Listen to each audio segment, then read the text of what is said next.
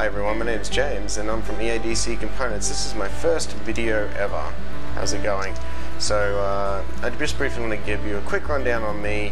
I've got a 4-axis CNC, I've got a really nice metal lathe, I'm into my race bikes and motorcycles and anything that basically has 2 wheels, maybe 3, and goes really fast.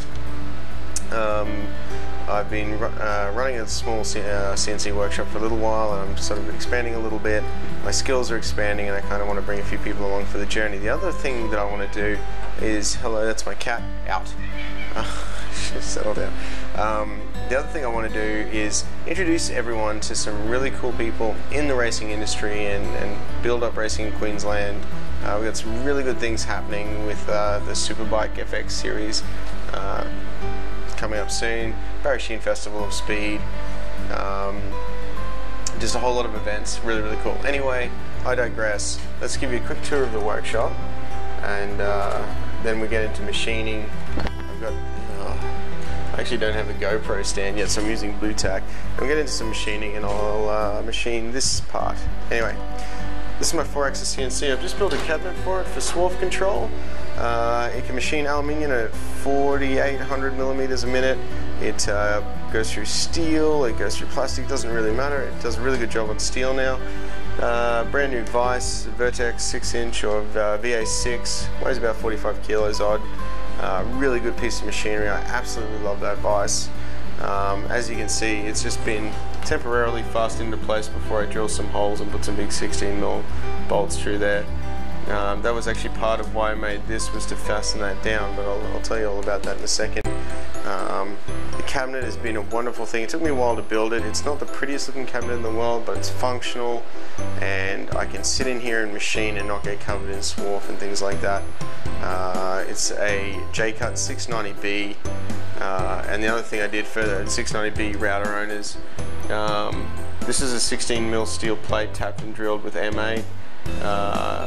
It weighs 100 and something kilo. It's amazing, and you really need to do that. The aluminium T-slot table that came with it is crap, and these are just sacrificial alloy plates that I'm going to mill flat soon, and then we can put some plate work on there. 4th axis over there. Good times. Right, let's have a look at the rest of the workshop and see what's going on in here.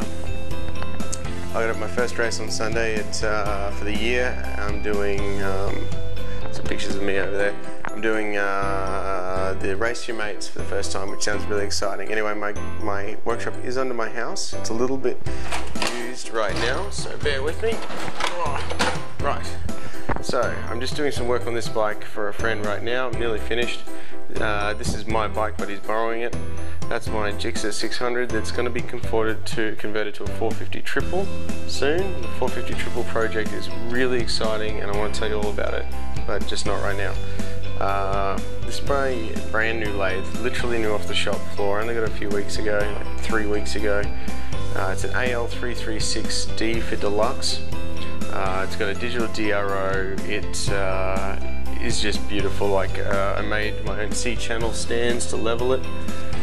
It runs perfectly. It is so straight and accurate and smooth, and just a quick change gearbox is phenomenal. I absolutely am in love with this machine for the money. It just can't be beat if you're in any way getting interested in a good metal lathe, and this conversion kit for CNC for later if I feel like I need to convert it to CNC to run it off Mach 3. Awesome. My new drill press, it was second hand from my mate at Shaw Machinery. Made in 1980, but it's got a brand new motor. It's Australian made motor. This thing absolutely is brilliant. I built my own stand for it because, as you can see, it used to be a bench vise, solid as a rock. All my tools are now going up onto these stands that I made. Metal cutting bandsaw. What else do I have? These are the main things. Obviously, I've got my welder. It's aluminium and steel, stainless, all that stuff. It's gasless, I should say. This is my anodizing setup. I've got a range of different colors and I get really good results with it, and I'm going to show you guys all about that soon. I had a part here. Here it is. This is a really old part that I anodized yonks ago at the very start of all of this, and as you can see, even though it's been sitting around the shop for better part of it, maybe 6 months. It's still in fantastic condition. None of the anodizer's worn off, hasn't corroded at all. Just sits around getting bashed around. Literally treat it like crap, just as sort of an ongoing test. Anyway, so that's my my workshop. Got some fairly good capabilities here, really, and you know, righto, so now that you've suffered through all of that, let's actually go and machine something. Let's see what's up.